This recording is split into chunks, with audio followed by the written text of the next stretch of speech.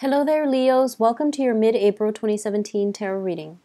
So, first of all, I'm getting a very similar message for you guys that I got for Aries.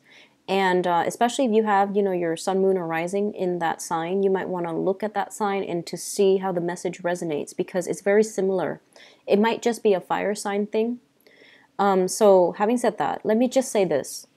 I almost feel as if some of you have recently broken up with somebody and there's this sense of longing and yearning. Okay, so I feel like they've moved on and there's this overwhelming sense of yearning and longing from your end, and I feel that you have to get yourself out there, reconnect with loved ones, reconnect with friends, and do things so that you can get your mind off of this. Okay, because I do see some of you ruminating, and I don't feel like it's healthy. Okay, so that's just the first message. The second message that resembles Aries is something about moderation and in small doses, okay?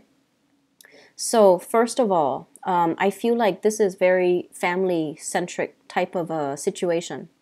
The first thing here is that they mention, a lot of the times we're supposed to be like the most easily irritated by our family members.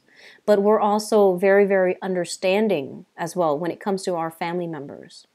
And I feel like, straddling those two things where you're easily irritated by them, they know how to push your buttons, you know how to push their buttons, versus being very understanding with family members. There's a fine line, and I feel like you're not really sure where you should go because you have this innate sense of family loyalty. You love your clan. You really value blood ties. And so if a family member is wrong, it's really important for us to set them on the right course of action, right? So that means speaking our truth and especially trying to steer them in a gentle way, trying to steer them in the right direction. And so I feel like rather than conforming because they're family members, we really need to speak up because I feel like it's a disservice if we're not able to speak up because we're afraid of propriety, we're afraid of censorship, we're afraid of, stigma for whatever reason, because we're not speaking up to our family members. I feel like you're straddling a fine line, and I feel that you need to decide on what is the morally right and how to approach that truth with a family member. And then for others of you too, there's this sense of like wishing you had a different structure, family structure, wishing your family was a lot more open-minded, was a lot more worldly, was a lot more accepting, wishing your family was different. And so what they're saying with that is that you're at a point where you can create the family for that you want and long for. So that means trying to do things the right way, trying to really be patient and teach people the right things to do and try to drill in that message over and over again. Because I feel like, just a lot of this weighs heavily on parenting styles. Okay, so I feel like coaxing rather than pushing for a specific outcome, coaxing somebody to doing the right thing rather than forcing them or pushing them, that's really important too.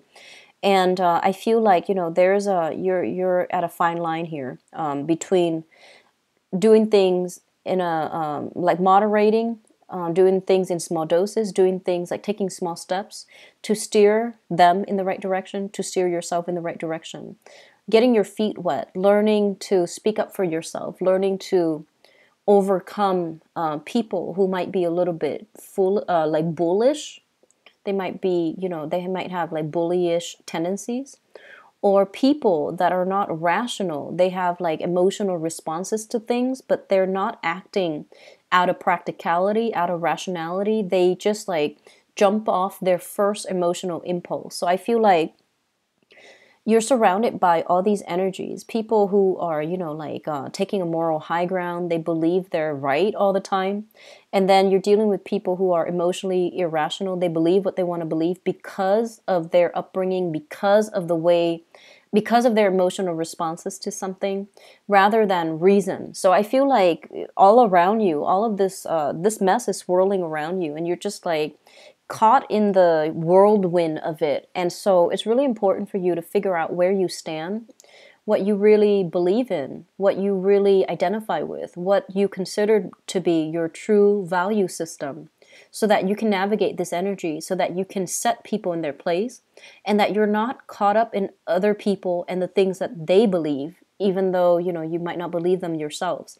And so having a very firm sense of footing is going to be really important for you for the next 2 weeks, so you're not caught off guard, you're not being swindled, you're not being persuaded to do something that you don't want to do, you're not being coerced or even coaxed or manipulated into doing something that is not good for you. So really maintain that firm footing. And a lot of it has to do with, a lot of the times we don't know where we're going until we really get to know ourselves, what our motives are, what our intentions are, and what's the best course of action for us. And I feel like you're not there yet, just yet. It doesn't mean that you're not going to get there. It just seems to me like this is the time, the next 2 weeks is good for you to take stock and figure out, who am I? Who do I want to become? And then adjust your actions accordingly, because I feel like you're a little bit, topsy-turvy and caught in the whirlwind of it, okay? There is definitely family, obligations, and that you feel like, oh, I have to take care of it. But is it the right thing to do? Or is it like something that's coerced on you? Is it forced upon you? Because I feel like there's a sense of coercion here. And then the other one is, acting out on an emotional impulse that might not be good for you. So you really want to sit down and, figure out your motives and figure out your intentions and figure out what you're hoping to achieve before you choose a specific course of action.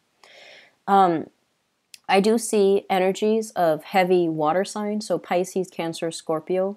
You're dealing with somebody who is very, very, they're like very enthusiastic. They're very passionate, and so they can move you, to do whatever they want, and so be very careful.